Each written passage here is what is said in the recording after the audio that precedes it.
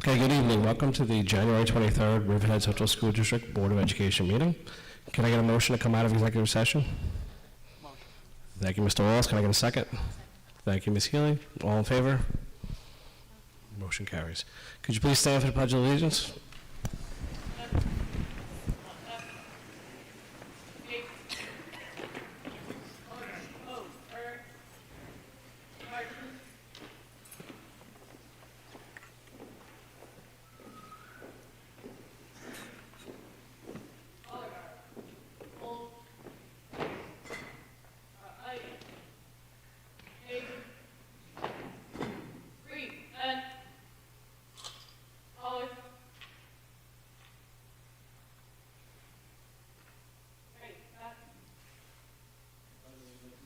To the flag of the United States of America and to the republic for which it stands, one nation, under God, indivisible, with liberty and justice for all.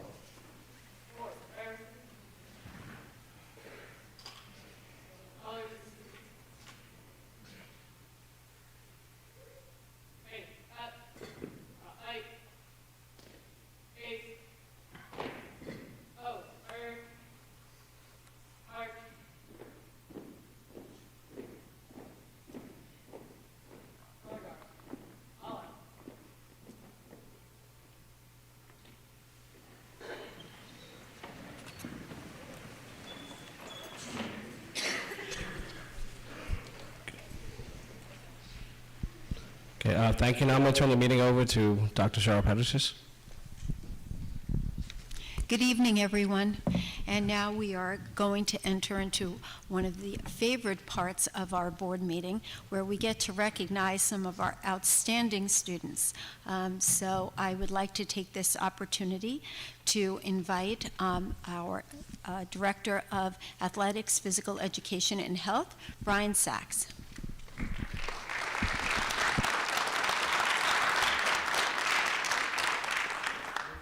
Thank you. Good evening. I'm here to recognize 3 fall sports teams that had outstanding seasons. I'm going to invite the coach up to speak about their team. We'll hand out certificates to all of our athletes, and then I'm going to ask all of our athletes and our coaches to go on the top left corner of the stage, and we can take pictures. So first up is I would like to invite Coach Rose Horton up to speak about her team. I want to congratulate Coach Horton on being named the League Coach of the Year.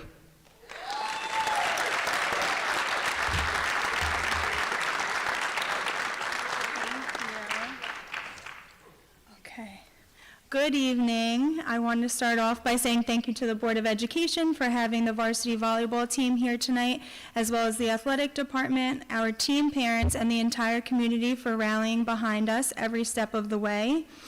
This team had a tremendous year, one I hope that they remember forever. Not too long ago did I have this very group of seniors as my first middle school team here at Riverhead. And I knew then that with hard work, dedication, that these girls would make a huge impact on the volleyball program, and they sure did. Everyone on this team played an important role in this season's successes. This group of student athletes, all with a 90 or above weighted GPA, are the epitome of what it means to be a team. Before I introduce these young women to you, I wanted to just take a moment and let them know how thankful I am that I got to be their coach. I hope each of you learned as much from this season and a little bit from me as I have from you. I know I speak for Coach Braun and Coach Cooper when I say thank you for setting the tone for the years to come. You stayed the course from the day that you created our season's roadmap and worked diligently to bring it to life. You should be very proud of yourselves. Without further ado, I am going to start. Hi, our district clerk just has to make a statement, and then we can go on. I'm sorry. No, okay. It's not your fault. Okay. Thanks. If anyone needs Spanish translation tonight, we do have a Spanish translator in the back of the auditorium who can assist you with a device. This service has been available. Okay, I'm going to speak for the girls that are here first. And first up is Kaylee Ann Campbell.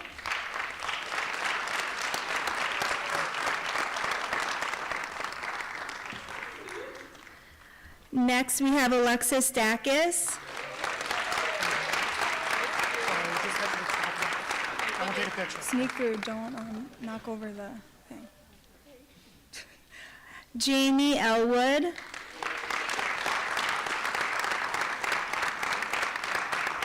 Lucia Mineta.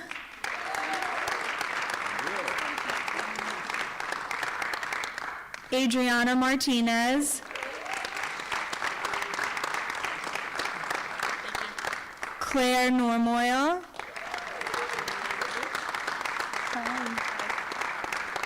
Deanna North.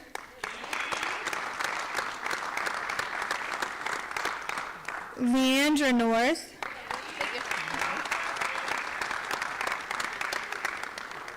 Tiffany Perez. Okay, she's not here yet. Logan Pilon. Olivia Smith. And Bailey Ton.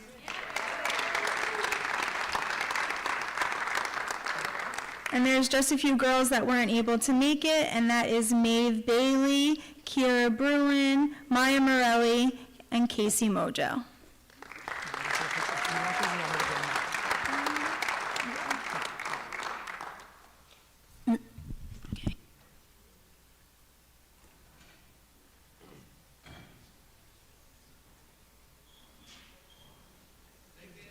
The board members would like to join us on the stage.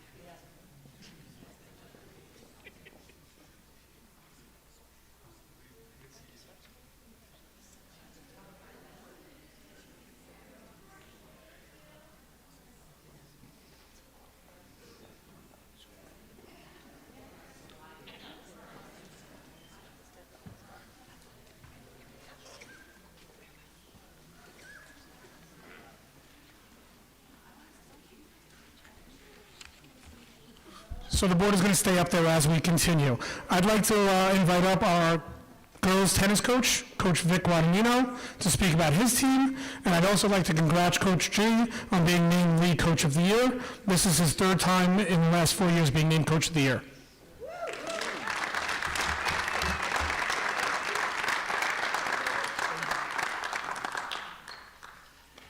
Thank you, Mr. Sachs. A big thank you to the Board of Education, to the district office. Thank you for acknowledging us this evening. It's much appreciated. Quickly, I just have to do a little bit of background about girls tennis here in Riverhead. I'm sure most people aren't aware of it, so that you could kind of get the framework and understanding of our accomplishment this season. So for decades, tennis was situated a little bit differently in Section 11 for sports. It wasn't like the other sports. It was divided into two based on geography. So there would be like a power top league and then a developing league. And for decades, Riverhead was in the developing league, and only the top team in the developing league would be able to even participate in the team playoffs. Riverhead achieved that a few times over the decade, including in 2019, the last time that framework was set up that way. Since 2020, in this decade, we've gone like the other sports where we're based on student population, and we play the large school in the team's tournament. So there's no longer a developing league and a power league. We're all mixed together. This season, we had a nice accomplishment, but I'd like to say this publicly about the girls on this team because I truly believe they're some of the best human beings that we have in the school. So I just want to point out a few things. We're a scholar athlete team every single season, and this season in particular, we didn't have a girl in the high school below a 90 overall average. We have several girls who are in the senior class who are in the top 20 in the graduating class. We have several of those players also in many community service clubs, including Key Club, and doing all sorts of community service here in Riverhead. So we just have fantastic human beings. Now to go on the athletic side of it, when they have the time after doing all that for the school, they also play tennis, and they happen to do it very well in a very competitive league. One of the things that you usually have to face in this league is the Power Four of the East End: West Hampton, William Floyd, East Hampton, and Ross. And this year in the playoffs, we made it to the playoffs, and we have every single season since 2019. We made it back into the playoffs, and we were the number 21 seed, and we had to go out to East Hampton and play the number 12 seed, East Hampton. And we beat them. And it was the first time a former developing team went and played a power team in the playoffs and beat them. So it was acknowledged by many of the coaches in Section 11 what a huge upset it was. But for us, it was just another match, and we did very, very well. So I'd like to acknowledge some of the girls who were able to make it here tonight, and thank you all for acknowledging this accomplishment. They're very special, and they definitely deserve this award. Thank you so much. So, Mr. Sachs? You ready? Yep. Okay.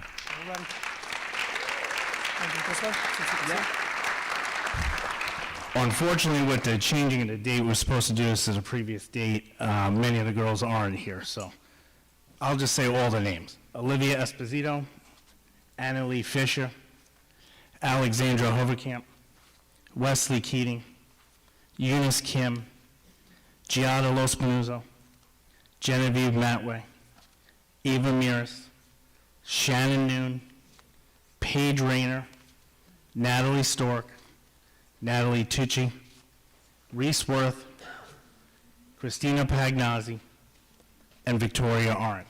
Girls, please come on up. Thank you. We're going up. I'll give them to you up there. Yep.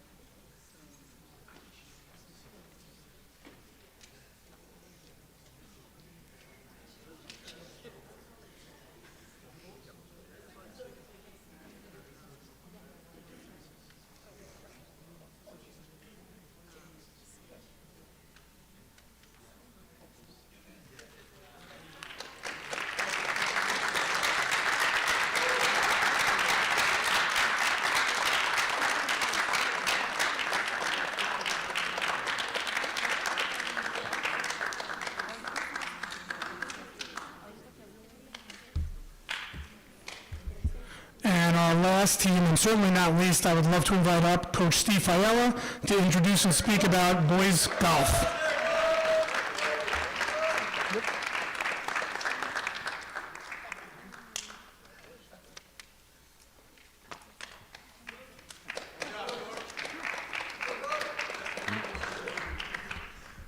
First, I'd like to thank Board of Education, District Administration, the Athletic Department, and of course, high school building administration, all their support.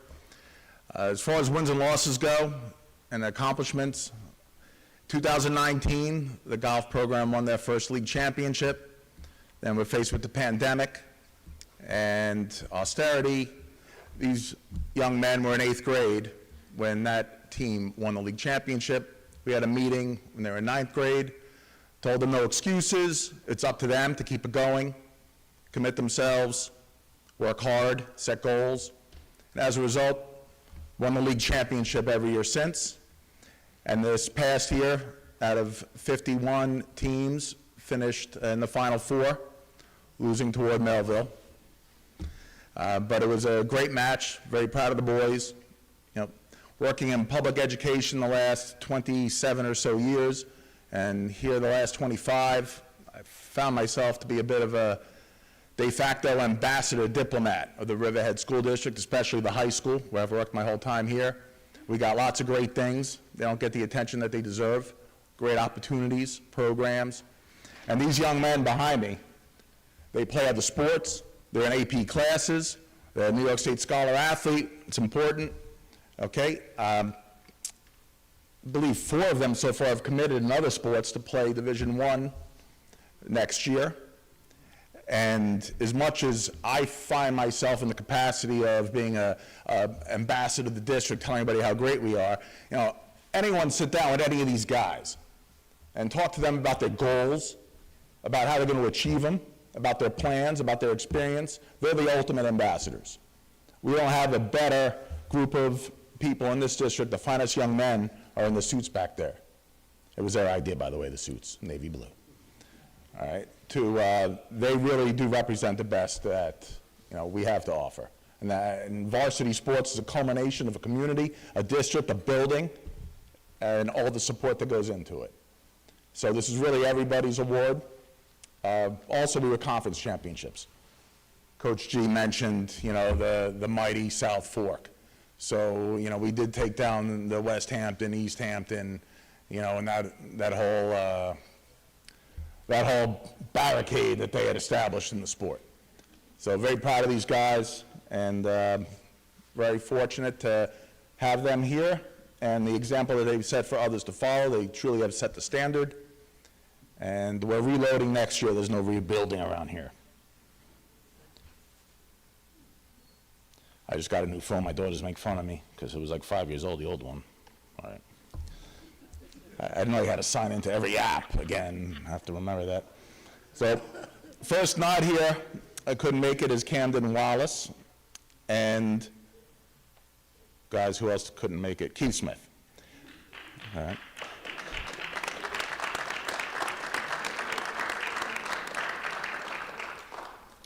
We do have with us Brady Hubbard,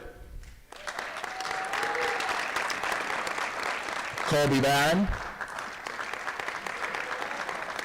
Colin Litch, Griffin Sumwalt, Jackson Hubbard, Kyle Kalin, Luke Richard, Mark Gajowski, yes, Colin Lynch. You asking me your name, I thought. Ryan Deniseski and Zachary Timpone.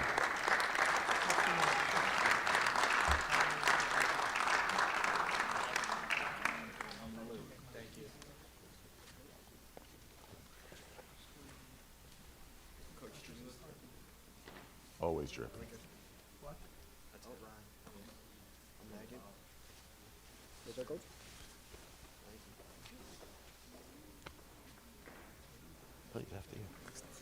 I always bring the 6 up.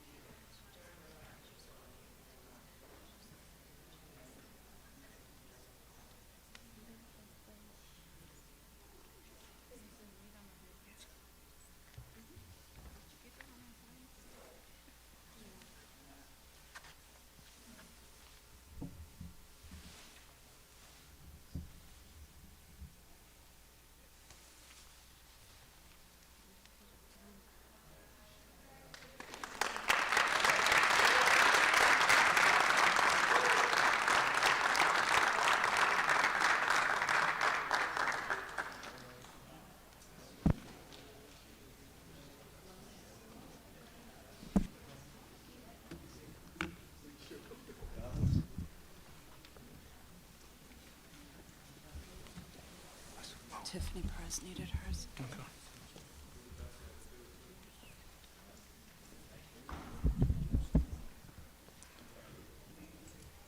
So I have one more presentation.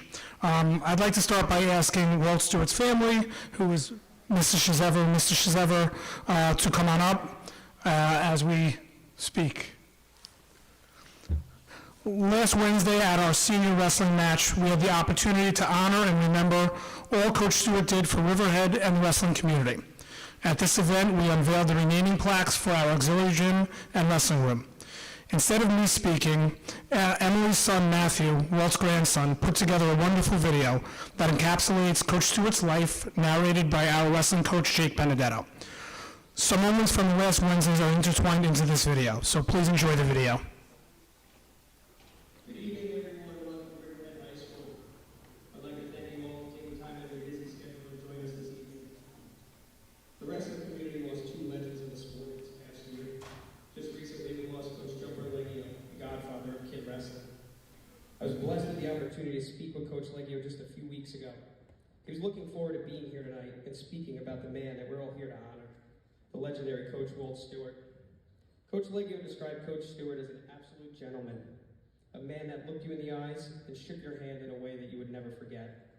He was a stickler for detail and coached every one of his athletes with a passion as if they were his own kids. At this time, I'm going to invite the Stewart family out to the mat, please. All of them, don't be shy. Coach Walt Stewart was a living legend and giant amongst men. He lived a life that defied bravery, courage, dedication, and compassion. After receiving the Bronze Star for his valor in World War II, he became the captain of the NYU wrestling team. After student teaching under national legend Spring Gardner, he set off to begin his own legendary career here at Riverhead.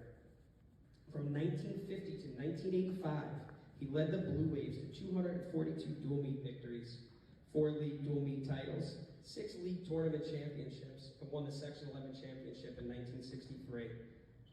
Individually, he coached 82 all-county wrestlers and 19 Section 11 champions. Coach Stewart's accomplishments earned him a place in the National Wrestling Hall of Fame. He was inducted with the class of 2001. Coach Stewart retired from Riverhead in 1985. However, the foundation he laid as a teacher and coach is still felt here today. It's only appropriate that a father, teacher, coach, and friend, as influential and colossal as Coach Stewart, be immortalized forever.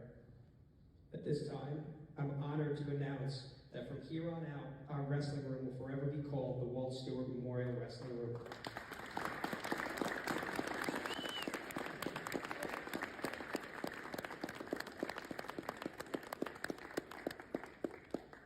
This plaque will greet athletes as they enter the wrestling room, and that the spirit of Coach Stewart will forever grace it and continue to inspire his beloved Blue Waves. I ask that before you leave tonight, consider taking the opportunity to appreciate the plaque outside the doors in the foyer. Additional and larger signs will be added to the interior of the wrestling room this summer to complete this honor project. Thank you.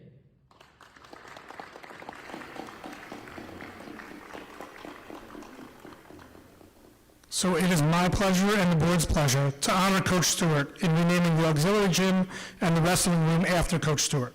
We would like to present the family with copies of the plaque that now hang outside the back gym. Thank you.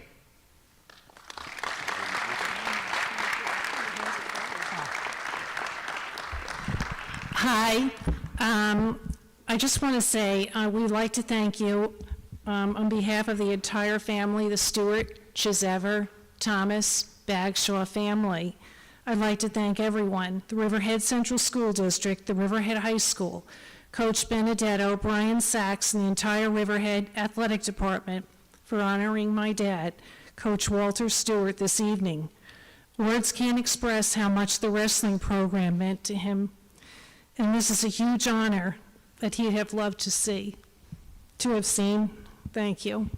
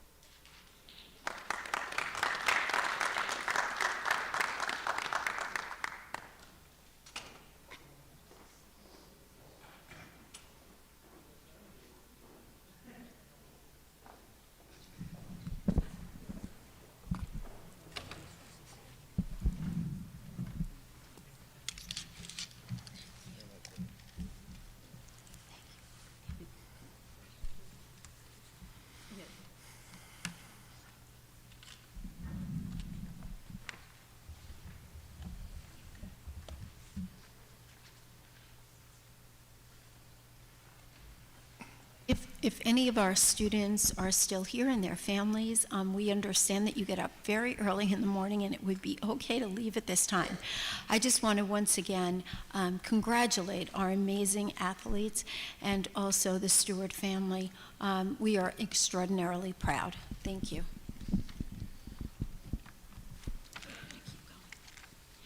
I'd now like to turn to my colleague, Dr. William Galati.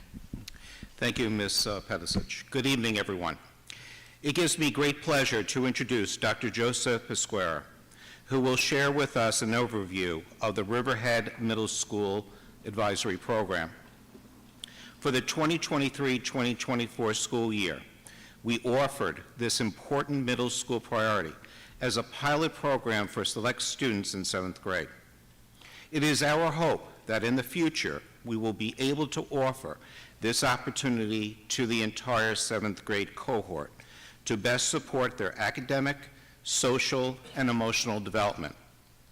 I wish to share at this time some background information regarding the middle school philosophy of having an advisory program. Research suggests that advisory is built on the notion that every young adolescent should have at least one caring adult at school to act as a mentor or advisor aside from their school counselor. The advisory concept was created in response to middle grade students' unique social and emotional issues.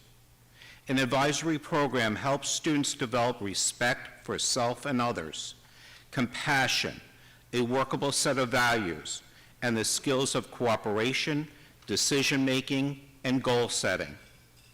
The goal of the advisory concept is to provide support in functioning as a home base in school where students develop relationships and community building is instilled while incorporating study skills, goal setting, critical thinking, and career readiness simulations.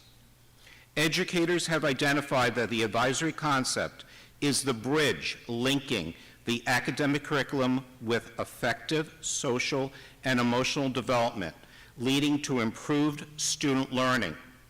Schools that embrace an advisory vision impact student learning as they help young adolescents deal with the challenges that life presents. Appreciation is extended to Dr. Pesquera and his middle-level team for instituting this program for our 7th grade students in the 2023-2024 school year. I now turn it over to Dr. Pesquera to share with the Board of Education and the Riverhead community a reflective and meaningful presentation of the Riverhead Middle School Advisory Program. Thank you, Dr. Galati. Before I begin, I'd like to thank Ms. Pedicic, the entire district cabinet, and the Board of Education for providing me with the opportunity to share more about the advisory program at Riverhead Middle School here tonight. I'll start by saying I truly believe that advisory is a valuable opportunity for our students, specifically those entering 7th grade and having to deal with a new school, lockers, 9 periods a day, hallway transitions, midterms, final exams, and everything else associated with secondary education. When we first presented regarding advisory last winter, I shared that the goal of advisory is to support our students in a small, intimate setting. The goals of advisory include developing a self-awareness, learning to use social awareness and interpersonal skills to better their experiences, and working on intentional decision-making. The 5 core social emotional competencies, self-awareness, self-management, social awareness, relationship skills, and responsible decision-making are embedded in all parts of the advisory curriculum. During the summer of 2023, 2 of our amazing advisory teachers, Ms. Michelle Reed and Ms. Jackie Scala, collaborated to develop an advisory curriculum along with a day-to-day calendar from September through June for the advisory course. This calendar had daily lesson plans attached for our advisory teachers to use as we taught advisory for the first time. As you can see on the right side, this is an example of one of the advisory days from January that focuses on conflict resolution. Since advisory is an every other day course, There are about 90 of these lessons for the school year. I'd like to thank Ms. Reed and Ms. Scala for their hard work developing the curriculum for this course over the summer. So what do students actually learn in advisory? On the slide, you'll see a list of the most focused on topics that are covered in advisory. The list is by no means comprehensive, but should provide some clear insight into the general goal of advisory. The picture on the right shows a team building activity from early in the year where students were given straws and tape to build a bridge, and then the bridge was tested for durability afterwards. This was a great beginning of the year activity that served both as an icebreaker, but also as the opportunity for students to work on communication and collaboration. All students can and do benefit from advisory. However, when we are identifying potential students for the course, we try to focus on students coming over from Pulaski who we believe can benefit from the additional support as they transition. The students who have taken part in this pilot have benefited from the extra support early in the year with things such as their lockers, transitions, time management, study skills, and general tips that have helped them to be successful middle school students. As the year has progressed, students have learned how to review their grades through the student portal and identify missing assignments, as well as working on ways to advocate for themselves and manage minor issues with other students.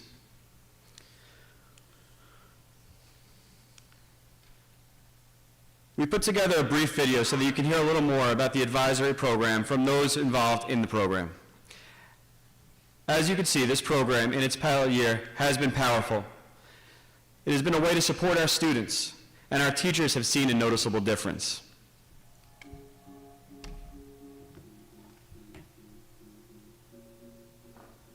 How are you? My name is Kevin Kerman. I'm one of the advising teachers of the middle school for 7th grade. Some of the things that we have been covering this year are team building, how we want to act on a day-to-day basis. We go over how to properly study for your classes, how to prepare for a test, how to prepare for homework, how to keep up our work during class.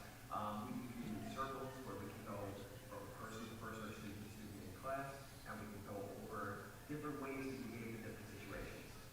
Favorite thing about advisory is that it's a calm area and it's a safe place.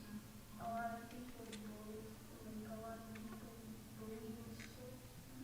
Help other people, like to protect other people from the bully. And the last time we were on conflict resolution, we went over how to solve conflicts instead of just acting, how we stop, think, and decide what conflict resolution we're going to use to solve our issue. If you would describe how you feel today in a kind of weather, what would it be? So for example, tonight I'm feeling pretty sunny. I had a good weekend, I did a lot of relaxing, so I'm feeling nice and sunny today. Okay? So all of these things that we get to fit in is really a benefit to our 7th grade students, and it really shows that we can kind of get them ready for things that they don't seem ready for 7th grade right away. The teacher helps me with stuff if I have a question or I'm stuck on something. And the thing that I like that we learn is how to cope with stress. And also the kindness of us. It helped me with something that I don't know.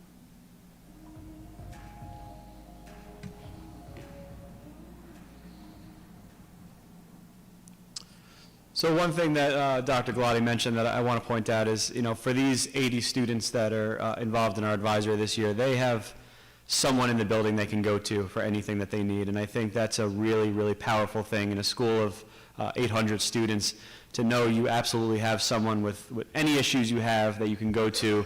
And if they can't help you, they will help you find the person that will help you. That's why advisory is so powerful, and especially for students who are coming into a new school, having that opportunity to really build a bond with an adult in the building right away has been really amazing.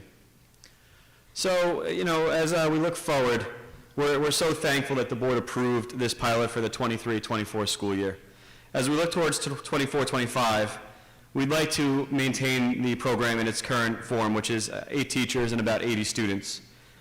Ideally, we would like to grow it so that every 7th grader would have it, but it would be nice to at least expand it to 12 teachers and 120 students next year, because we think we could have more of a reach with our students coming in from Pulaski, those that we identify as being students who can benefit from the extra support and having that, like I said, that bond with one individual adult.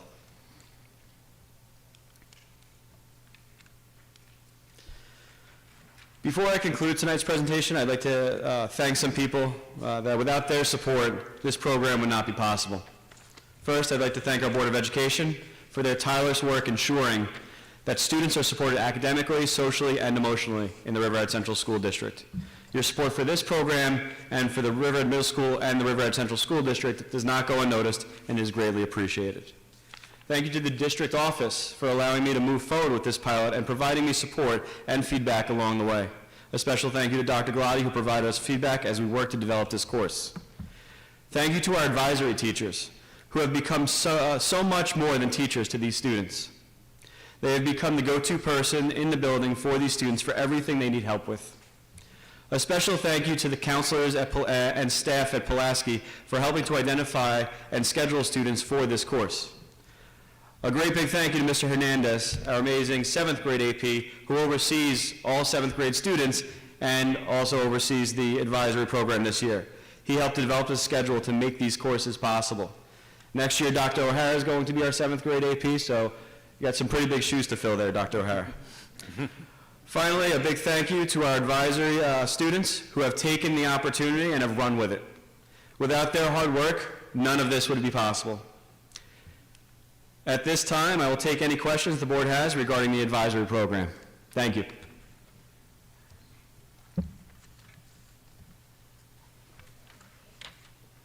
No, but, thank you, because I know you spoke about this last year.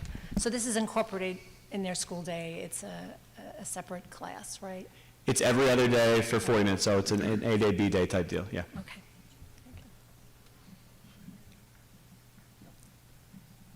Thank you, Dr. Pasquera, Thank for you. your leadership, and thank you for making this program so successful. Thank you.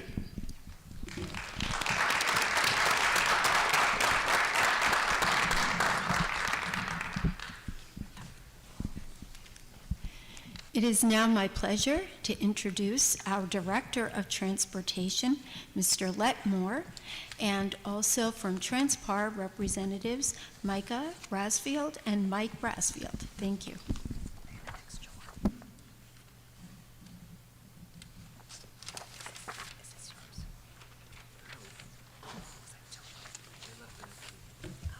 Good evening, everyone. To the interim superintendent, Ms. Pradesh, to the Board of Ed, to the cabinet, and all those present tonight, good evening.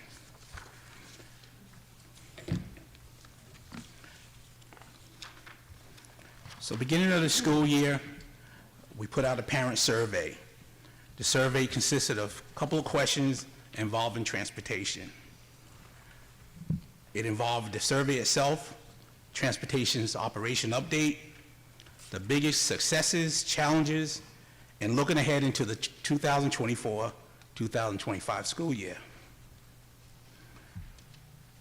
The parent survey update. In October of 2023, the transportation team worked with the district leadership to develop a parent survey that gave parents the opportunity to provide feedback on transportation services to start the 2023-24 school year. Families were asked to provide feedback in the following primary areas: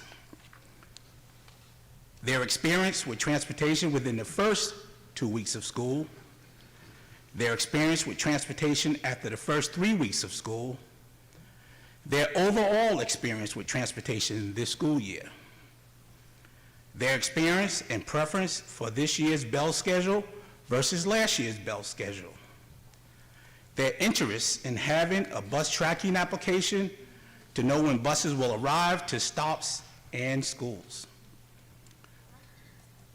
The survey overview and response metrics were as follows. It was open to all families, including those with students attending Riverhead Central School District schools, as well as those attending private, charter, parochial, and BOCES program schools. This survey was open for 2 weeks. We had a total of 109 that responded to the survey. 83 to 84% of the respondents were from the Riverhead schools areas. 16 to 17% of the respondents were from private, charter, parochial, or BOCES program schools. The parent survey update. Michael will explain the pie chart and go over some of the numbers. Good evening, everyone. So to get into more detail, and I know that the raw data was shared with the Board of Education a few weeks ago, just to get into the more granular details that were taken behind the scenes. But as far as the breakdown for key information, I think it's important to note that we wanted to isolate both the first 2 weeks of school and then after the first 2 weeks of school, because we know that in working with districts across the nation, usually the first few weeks of school are challenging just in terms of students getting acclimated to riding buses again, any changes that you've made. New bell schedules were implemented this year, and so we wanted to make sure that we called out specifically what the challenges were that were expressed by families in those first 2 weeks, and then what the difference in the responses were after those first 2 weeks. So on the far right-hand side to start first, just in terms of the breakdown for what was the experience for families the first 2 weeks of school, you had about 35% of families that indicated that they had a negative experience of some sort, about 35% who indicated that they had a positive experience of some sort, and then about another 30% who indicated that transportation operated as expected. You notice a notable change after the first 3 weeks of school, in which the majority of parents, or half of the parents, are indicating that they either had as expected experiences or had positive experience with transportation. The charts on the right are very similar. One's a table up front at the top that just shows the actual count of responses. The pie chart at the bottom shows a percentage breakdown of the total number of parents that responded per each school. Some of the key questions that we focused in on as well in terms of the overall experience with transportation, so not just looking at the first 2 weeks or the first 3 weeks, but the parent survey with regards to my overall transportation experience has been, and you've got 39% in one category in the green area that was positive, 26% very positive. You've got 22% neutral, and only 13% of that has been negative or very negative of some sort. Which bell schedule best met the needs of your family or best meets the needs of your family? It was interesting to see that 42% felt like both schedules worked well for their family. You had 19% that indicated that the 23-24 bell schedule specifically worked best for their family, and 34% who indicated that last year's bell schedule worked best for their family. And then you had a small percentage that indicated that 5% that neither bell schedule worked best for their family. The last piece of information that I think it's important to note before we get to the rest of the presentation is that families were asked specifically if they would like to have technology that would allow them to track their child's bus, to have that information in real time. And you have an overwhelming response from parents, 65% that strongly agreed that they would be interested in this technology, another 28% that agreed that they would be interested in this technology. And so that's a huge thank you to the Board of Education for your response in approving the TransFinder package with the GPS and the Stop Finder application, which will allow parents to begin tracking their child's bus next school year.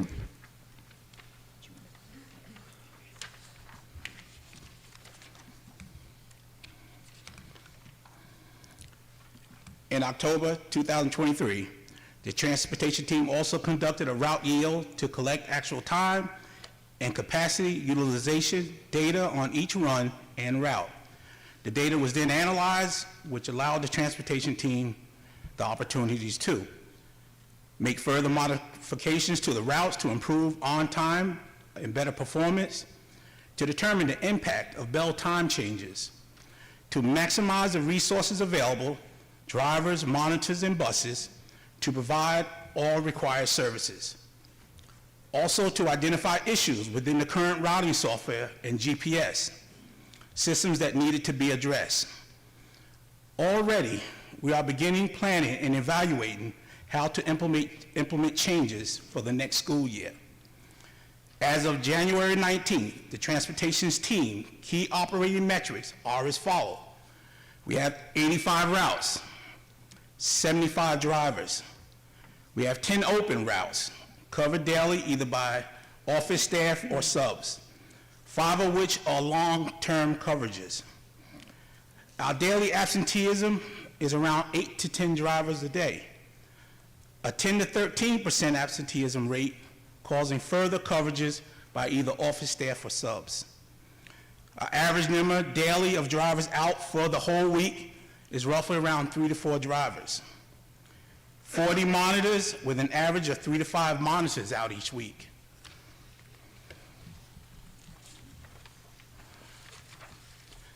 Some of our biggest successes, challenges, and looking ahead to the 2024-2025 school year. Biggest successes.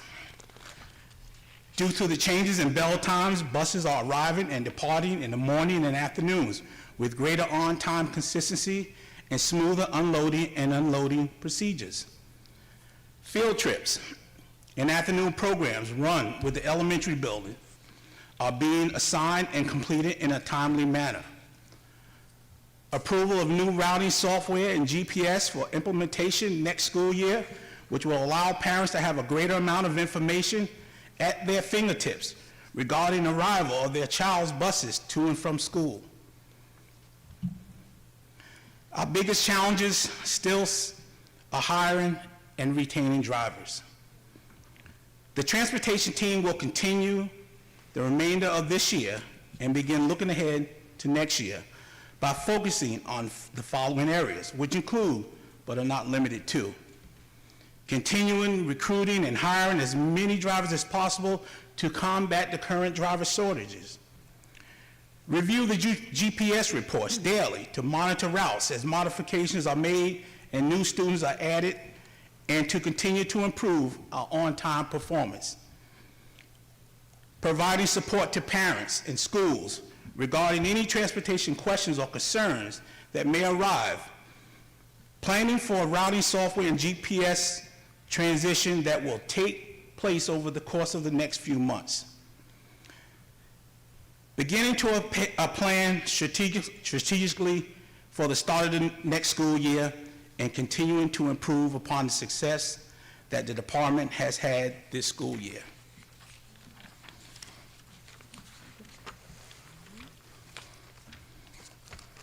We're happy to answer any questions that the board may have at this time.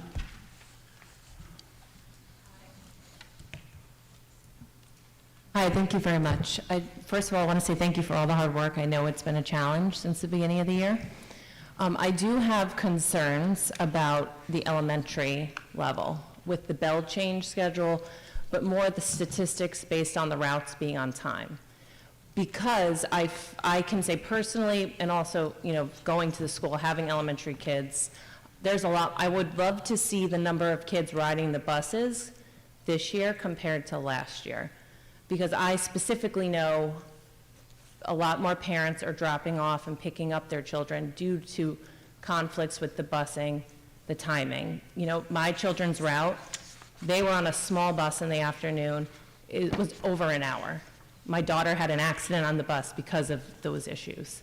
So, I know we're maybe meeting some bell schedules on time, but at the elementary level, I do have concerns that those considerations are not, being taken into when we're doing these routing.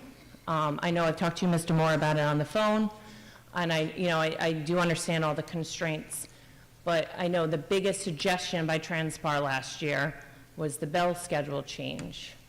And seeing the survey come back from the parents, I do think it's affecting the community more, with the students and focusing on their academics. So I'd like to understand maybe a little bit more about how many students are riding this year versus last year. Are our bell time schedules, are those factors playing in? Because, if we do go back to the schedule, previously, or keep it at this level, if there's more students riding next year, is that going to make a difference? Thank you. Okay.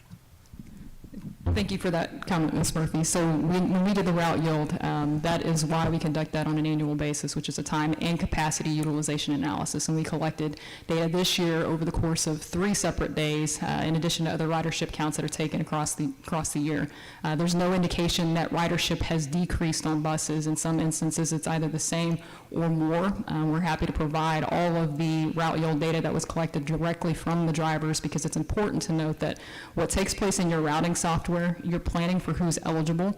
It's not until you take actual data collection from your drivers to compile who's actually riding on a consistent basis that we're able to do this analysis. So it's very important that we do a route yield so we can determine whether or not there are fluctuations in ridership. I think it's also important to note that ridership is cyclical throughout the year as well. And so based on the number of students that may be participating in before and after school activities, the weather patterns, there are certain periods of time in which higher ridership does take place versus lower ridership, just because of the cyclicality of ridership. But there was nothing in our data that indicated that ridership was any less. With regards to the bell time changes, we worked collaboratively with district leadership last year because the challenges that were being faced the previous year were with regards to students not getting to school on time.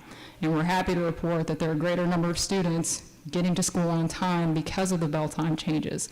With regards to traffic flow and other patterns and whether parents are making the decisions to take their students to school, we certainly understand that some parents had to make that decision, but the transportation department's role in the district is to try to get as many students who are eligible for transportation to and from school safely and on time.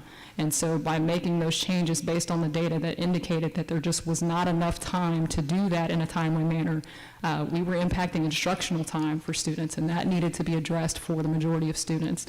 So we continue to look at, evaluate data on a daily basis, whether that's GPS data or the information that we're collecting with regards to ridership. But it's important to note that this department is here to serve as many students as possible and to make sure that we're not having an adverse or negative impact on those students' education. I would like to see that ridership data, if you could please forward that to us. Thank you.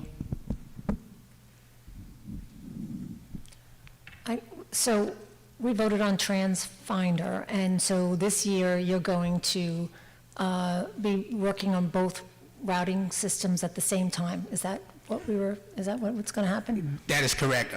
Actually, we have a meeting tomorrow with TransFinder. We're going to start the implementation to have it fully operational by the end of the school year to address our summer schools and the next coming school year, while working with Traverser as well. And that GPS part, will that start this year, or is that going to be next year? The GPS part will be ready for summer. If we can implement it faster, we certainly will do so. It involves, of course, it must involve training, so we have to get our staff trained. It also will be reaching out to the building principals and or their secretaries, because some of the stuff TransFinder offers, as far as like Trip Finder, you can put the stuff in electronically from every building. So that's going to be a big plus as well, but we need the implementation and the support from the buildings as well. All right, thank you. You're welcome. If I may add, when the GPS system, when it is fully functional, if we can please add a parent education piece to it from the district, only because I know that with Parent Square, there have been families who have struggled, particularly our Spanish-speaking families. So whatever support systems we can put into place for parents to become educated on the system, a system's only as good as the user. So I think we do need an element of parent education when we do have the system in place. Absolutely. Thank you.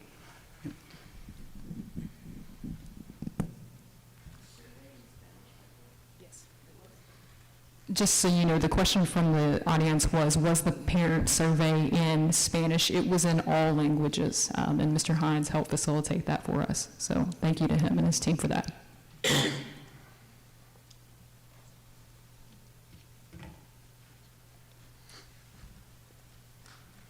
Are there any other questions? Thank you, Mr. Moore. Thank you, Micah. We appreciate you being here this evening. Thank you all. Thank you.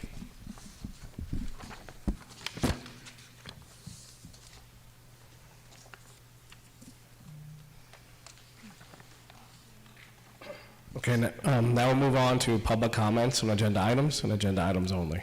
Do we have any?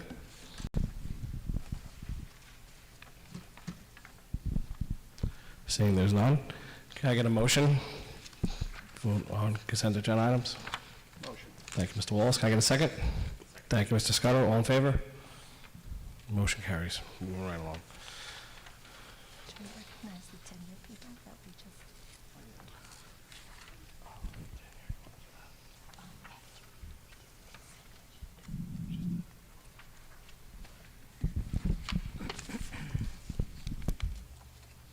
Struggling with this microphone here. So the board just approved the appointment of Faith Gaglione as an assistant to the interim assistant. Did we do that? Okay. Yes. Assistant to the business, assistant superintendent for business services. And this is part of our restructuring for the school district. It is also to help streamline the processes, to bring better efficacy to what we are doing, and also it is at a cost-effective measure. I'm not sure if Dr. Cardisano would like to make a statement. Thank you very much. This hiring is part of the district's efforts to restructure the financial operations of the school district. It allows us a much-needed focus on accounts receivable, which is the other side of our annual budget. We will focus on the district's residential billings, alternative educational placement billings, and other municipal contract billings. This is a cost-effective method which allows us to maintain a flexible schedule and to meet the needs of the projects that are going to be assigned. Thank you.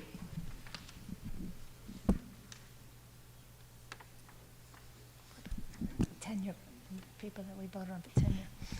So I'm now going to turn it over to Dr. Lori Kerner, who is going to speak about the tenure of our three candidates. Thank you, Mrs. Pedicic. Good evening, everyone. This is always one of my favorite parts of the night. So when I call your name, please do stand so we can recognize you for your tenure appointment. I would like to start off the evening with Dr. Joanne Tavano-Foss. Stand.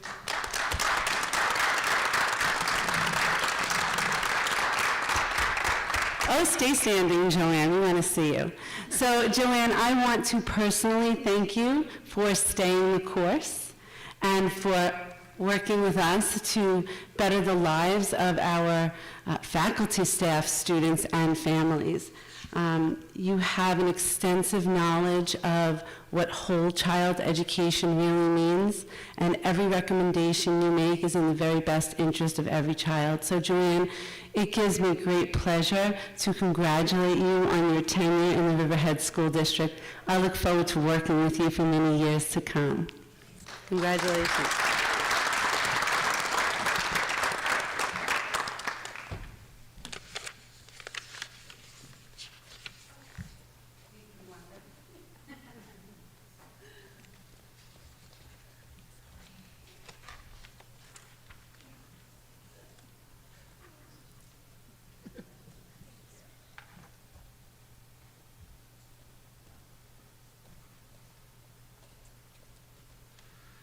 Okay, our next faculty member is Alicia Phillips. Are you Alicia brought her fan club tonight. So Alicia works with Mr. Thole at Riley Avenue. Thanks, Ed, for that. Alicia, I want to personally thank you for all that you've done for our students at Riverhead Middle School and now at Riley Avenue. You played an integral role in our My Brother's Keeper grant in providing opportunities for our students in the Career and Technical Education Explorations program. So thank you for all you did during that time. You are a valued member of our mental health team at Riley Avenue, establishing the Banana Splits and the Lunch Bunch. So we want to thank you for all that you've done in your time here. We wish you the very best along your journey in the Riverhead School District. Congratulations.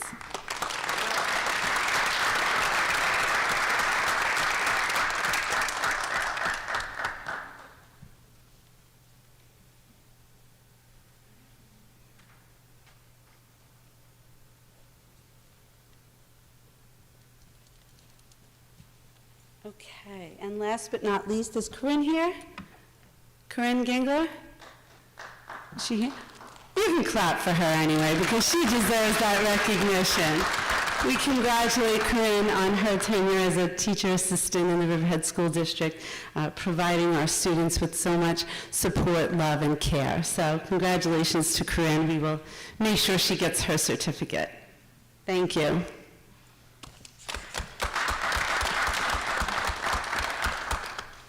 Congratulations to all of our tenure recipients. We are very proud of you. I do want to take a moment this evening. As we accepted the retirement of Leslie Letmore Sr., which will be effective June 30th, 2024. While we wish we did not have to accept his retirement, there is no doubt that he has spent countless hours making this decision. As our Director of Transportation, he has served our district for the past 28 years. He began his career in Riverhead as a school bus driver and worked as a head bus driver, later duly earning the position of Transportation Director. Let is an incredible individual, a strong and highly respected leader who truly loves his job and the myriad functions and responsibilities inherent in the Transportation Department. Let always seeks ways to improve transportation systems, supports his staff and colleagues, and always and without fail puts the needs of students first. As if Let was not busy enough, he has also been with the Riverhead Fire Department for 28 years.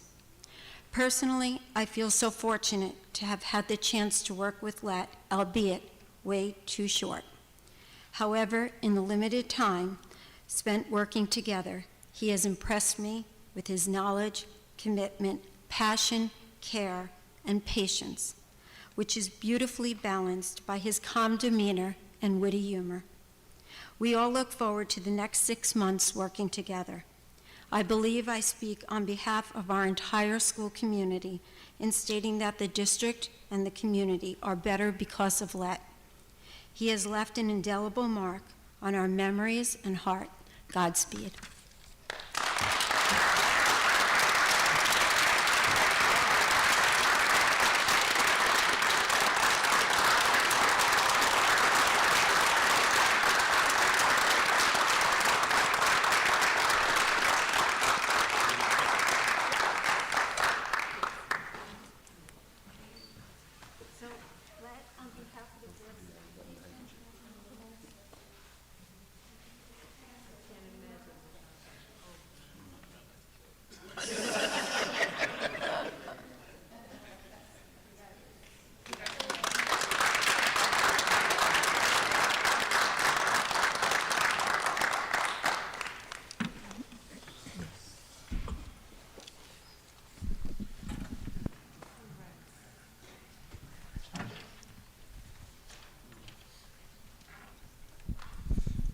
All right, as we move on to new business, I'd like to walk on the following resolution. Whereas the superintendent of schools has preferred charges against the employee named in confidential Schedule A pursuant to Section 3020A of the New York State Education Law, and whereas the Board of Education has determined by a vote of majority of all members of the board that probable cause exists for the charges preferred against said employee by the superintendent of schools.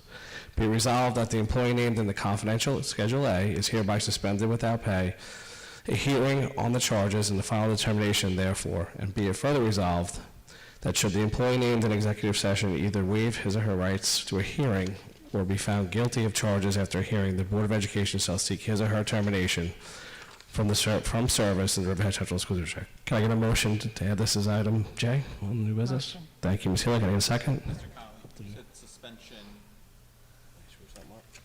with pay, right? Thought I did. Did I say without? Well, it's suspension with pay. Suspended with pay pending a hearing, yes. Suspended with pay, sorry. My correction, I apologize. So we'll start that again. Can I get a motion to add item J? Motion. Thank you, Ms. Healy. Can I get a second? Thank you, Ms. Murphy.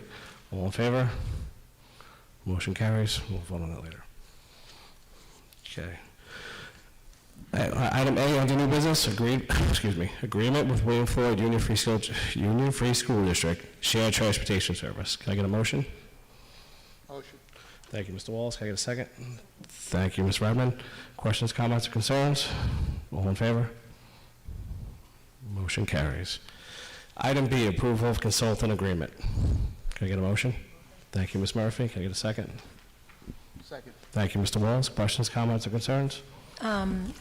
Yes, well, I think they mentioned bringing back Faith, who we worked with, I think, 2 years ago in a part-time capacity. So I thank you for explaining the restructuring. We did spend a lot of money last year on outside consultants coming in to do the accounting and business management. So this, which is a need for our district and the business office, but I think this is a more efficient way to go about to get the support that the business office needs. So thank you. Anyone else? Thank you, Ms. Healy. All in favor? Thank you. Motion carries. Item C, approval of intermunicipal agreement with Mattatuck-Cutchogue School District for summer transportation for 2023-2024. Can I get a motion? Thank you, Mrs. Scudder. Can I get a second? Thank you, Ms. Redmond. Questions, comments, or concerns? Seeing there's none, all in favor? Motion carries. Thank you. Item D, approval of calendar resolution for 2023-2024 school year. Can I get a motion? Thank you, Mr. Scudder. Can I get a second? Thank you, Ms. Murphy. Questions, comments, or concerns? Seeing there's none, all in favor? Motion carries. Item E, amendment of official month board meetings for the 2023-2024 school year. Can I get a motion? Thank you, Mr. Wallace. Can I get a second? Thank you, Mr. Scudder. Questions, comments, or concerns? All in favor? Motion carries. Item F, approval of second reading of new and revised board policies. We have the following. 2325, video conferencing of board meetings. 4327, homebound instruction. 6700, purchasing Riverhead Central School District. 6700 R.1, purchasing regulation Riverhead Central School District. 8520, free and reduced price meal services. 8636, artificial intelligence. And 9260, conditional appointment, emergency conditional appointment, student safety. Can I get a motion? Motion. Thank you, Ms. Murphy. Can I get a second? Thank you, Mr. Scudder. Questions, comments, or concerns? All in favor? Motion carries. Item G, approval of disposal of surplus equipment and donate to family of student. Thank you, Mr. Wallace. Can I get a second? Second. Thank you, Mr. Redmond. Questions, comments, or concerns? Seeing as none, all in favor? Motion carries. Item H, disposal of surplus. Can I get a motion? Motion. Thank you, Ms. Murphy. Can I get a second? Second. Thank you, Ms. Healy. Questions, comments, or concerns? All in favor? Motion carries. Item I, donation, acceptance of donation. The North Shore Christian Church in the amount of $1,000 for use in the funding the high school band trip in the spring. Thank you. Can I get a motion? Thank you, Ms. Scudder. Can I get a second? Thank you, Ms. Murphy. Questions, comments, concerns? No, but thank you. Thank you so much. All in favor? Motion carries. Now, item J, resolution pertaining to a particular employee. Can I get a motion? Motion. Thank you, Ms. Murphy. Can I get a second? Second. Thank you, Mr. Scudder. Questions, comments, or concerns? All in favor? Motion carries. Now we're going to move on to opportunity for board members. Committee reports, or no? I don't think we have any reports. No, None? no, Wow. No. Okay. We'll move on to opportunity for RCFA.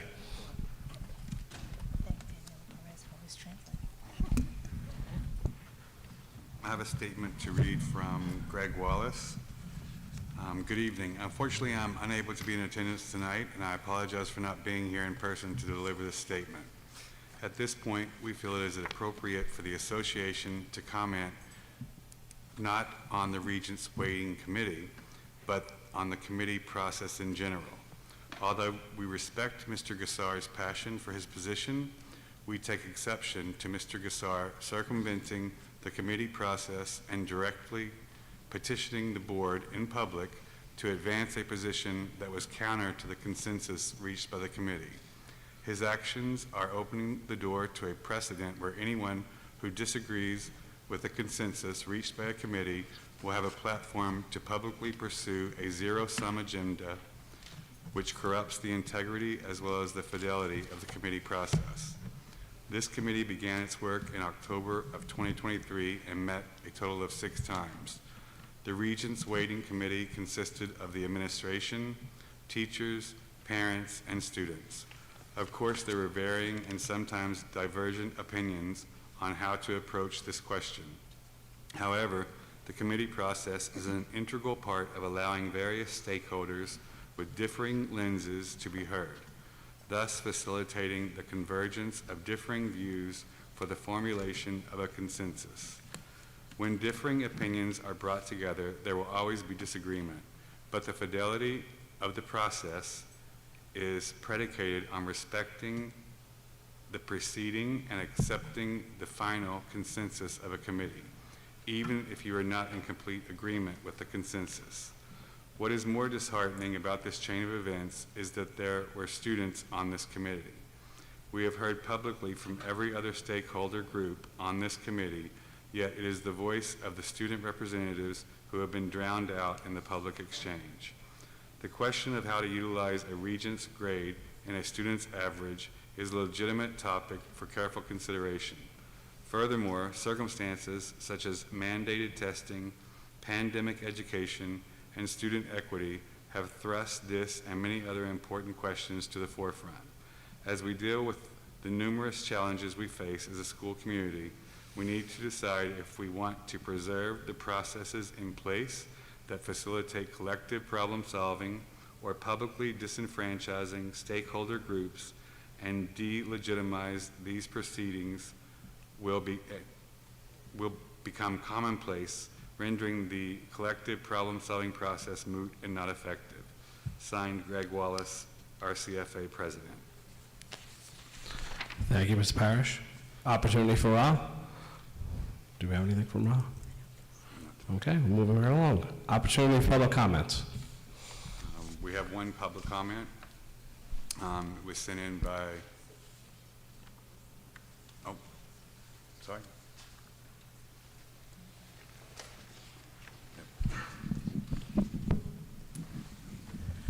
Hi, my name's Kimberly Wilder. I actually had things in English and Spanish because I'm trying to emphasize that we could be dual language, and I thank you so much for announcing the Spanish interpreter in the back. But I don't have this written down in Spanish, but when I heard Mr. Gassar speak, I was so happy because I was like, it's insight into how you make the sausage. And I was so disappointed with the comments made by the union president. It's just about grassroots democracy, and every committee is better off if there's a majority and minority report given. Then we could all understand what was going on. I really liked what Mr. Gassar said because I could understand a little bit about what was happening.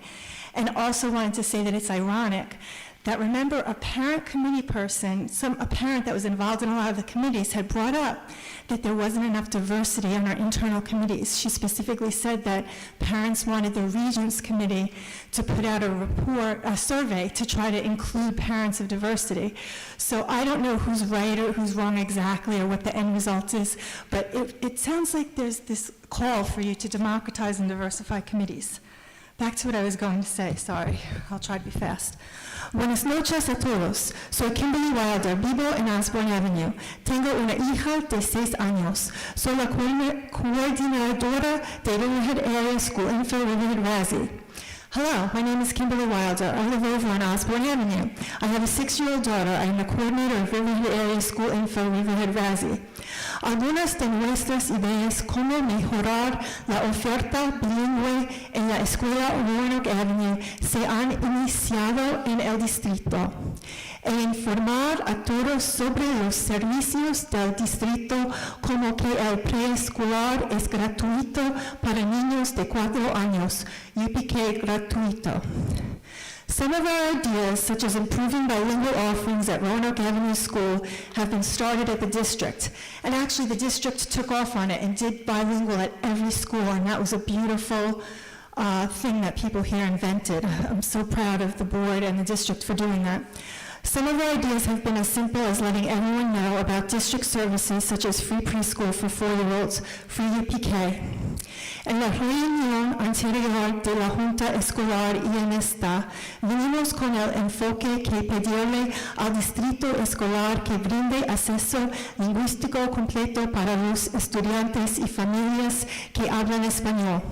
Nuestro distrito escolar hace un trabajo bastante bueno al hacer que el sitio web y los correos están disponibles en español. Sin embargo, queremos asegurarnos de que haya un intérprete certificado de español en cada reunión de la Junta Escolar. Y también que se informe a la comunidad que hay interpretación al español, por lo que se invita a la gente al proceso de toma de decisiones. At the previous school board meeting and at this one, Riverhead Valley has come with the focus of asking the school district to provide full language access for students and families who speak Spanish. Our school district does a fairly good job making the school website and the mailings available in Spanish. I love when the newsletters come with the Spanish tucked in. But we want to make sure that there is a certified Spanish language interpreter at every school board meeting. And I think we do have one now, and I think they have been doing that. And also that the community is informed that there is a Spanish interpretation, which we did today so beautifully. So people are invited into the process of decision making. Interesting. Además, Riverhead Valley apoya la idea de trabajar arduamente para garantizar que todos los comités y grupos de trabajo que ayudan a administrar nuestro distrito incluyan personas que representen la diversidad cultural y lingüística. No debería ser solo el comité de diversidad el que sea justo, equitativo y diverso.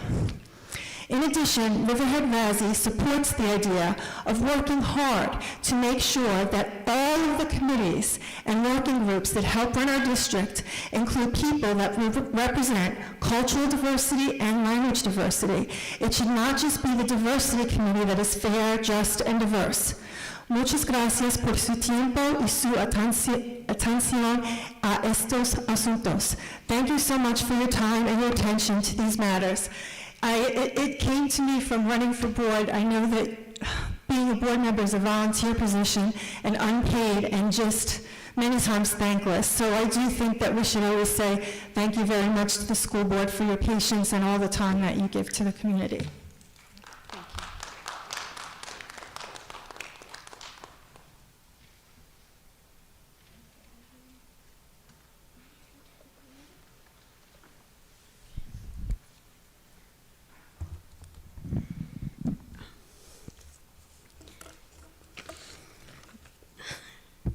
Good evening, members of the board school. My name is Noemi Sanchez.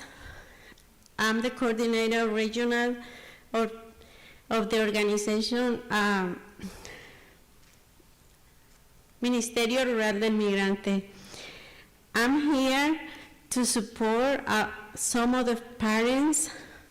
They are here to ask the school and every meeting or every event, they can have the interpretation, and also you provide to the parents and the students the first language is the Spanish.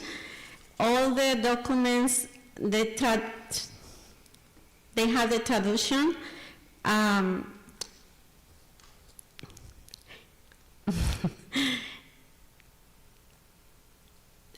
Then the disposition number 154, the Commissioner del Department of the Education of the State of New York, they have the rights to give or take the interpretation and traduction and the language they prefer, especially for problems or situation very important, like the transportation or any meeting from the school, from the parents. I have a situation and I came to the school to support one of the parents. They don't give the interpretation. I had to interpret for him. And I think that's a lot of students, they are speak Spanish in this district, and they need the traduction and the interpretation all the time, not only sometimes. Thank you so much.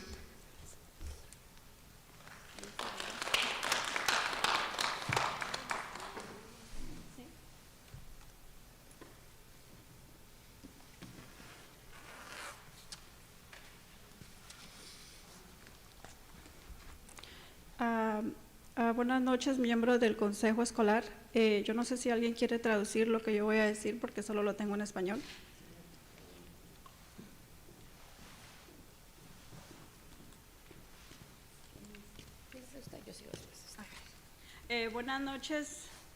Buenas noches, miembros del Consejo Escolar. Mi nombre es Jenny Solórzano. Tengo 3 hijos, los cuales son parte del distrito escolar.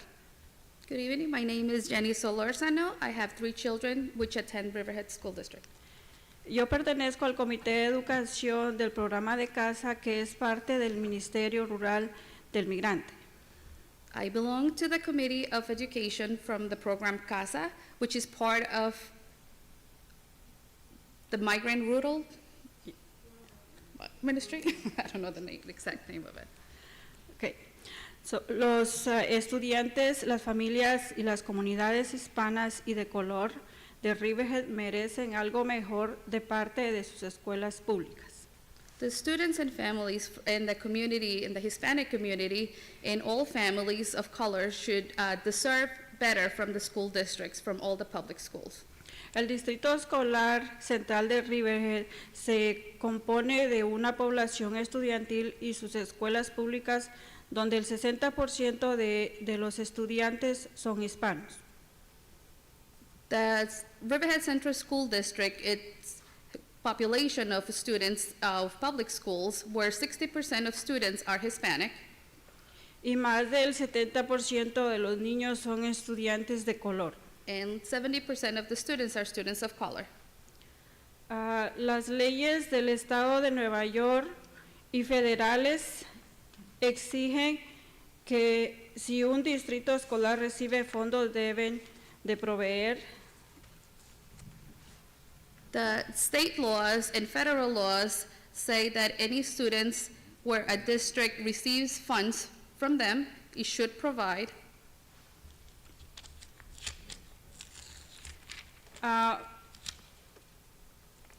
fondos deben proveer interpretación y traducción. Should provide interpretation and translation. Deben proveer un plan individual para estudiantes que reciben educación especial. Should also, the students that receive special education should be given an IEP. Thank you. Thank you.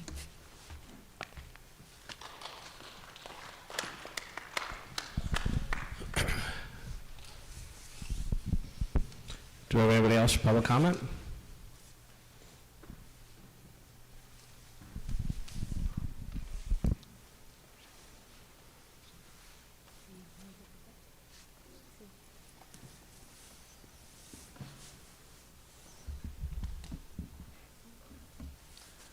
Buenas noches, miembros del Consejo Escolar del Distrito de Riverhead. Mi nombre es Emilce y vivo en Riverhead. ¿Puedo leer desde ahí? Okay. So good evening, members of the Board of Ed of the Riverhead Central School District. My name is Emilce Hernandez, and I live in Riverhead.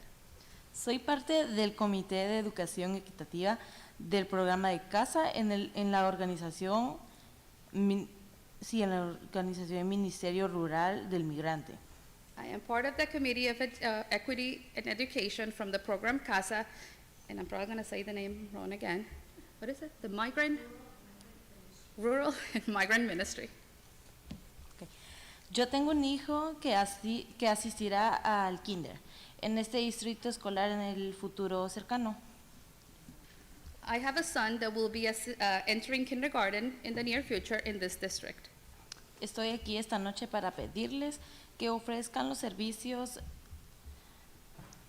de interpretación en todas las reuniones de padres y de maestros. And I am here tonight to ask for you to offer services of interpretation in all the meetings for parents and teachers.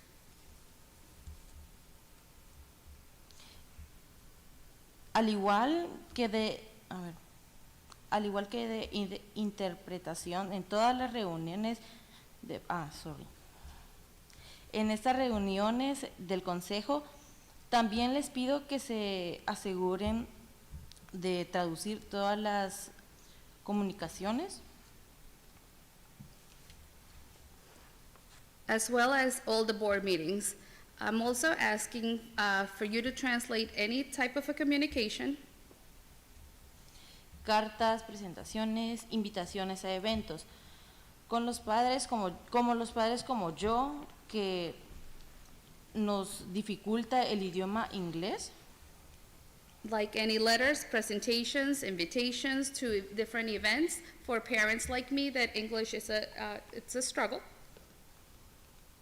Yo entiendo lo importante que es que los padres nos involucremos en las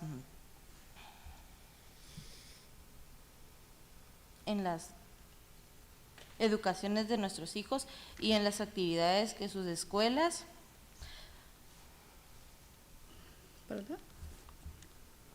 I understand the importance of a parent to be involved in the school activities of our children. pero solo podremos involucrarnos y trabajar de cerca en los maestros si existe buena comunicación. But we would only be able to get involved if there's a better communication between the parents and the teachers. Le pido a cada uno de ustedes que se aseguren que todos los maestros, estudiantes y padres cuenten con los servicios de interpretación, traducción que les permite comunicarse efectivamente. I'm asking every one of you to please make sure that teachers, students, and parents have these services of interpretation or translation available to have a better communication. Esta es mi petición, espero ser escuchada y tomada en cuenta. Gracias y que pasen una buena noche. This is my petition. I hope you guys take that in consideration. Thank you. Have a great night.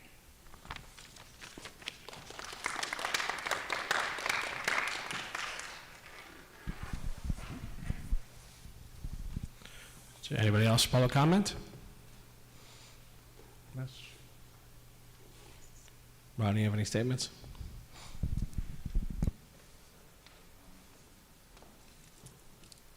This is a comment from Allison Matway from Wading River.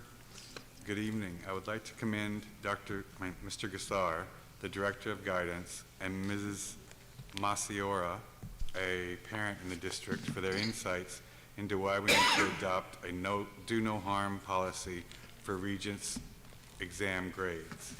I am disappointed in how the vote seems to have turned out, yet not surprised by the result given the limited parental inclusion on the committee and the clearly stacked deck of other members who didn't seem open to any change at all in the policy. I hope that when the Board of Education Policy Committee meets regarding this policy, that they see fit to adopt the do no harm rather than the punitive 20% policy that is currently in place. I advise you to read the recent Riverhead local article to hear why do no harm should be the wave of the future for Riverhead waves. And a link is attached to this. Thank you. Thank you, Mr. Parrish. Seeing there's no more public comments, we are going to go into executive session, but we're not going to come back here after this meeting, so can I get a motion for adjournment? Thank you, Ms. Murphy. Can I get a second? Second. Thank you, Mr. Wallace. All in favor? Motion carries. Thank you so much. We'll see you next month.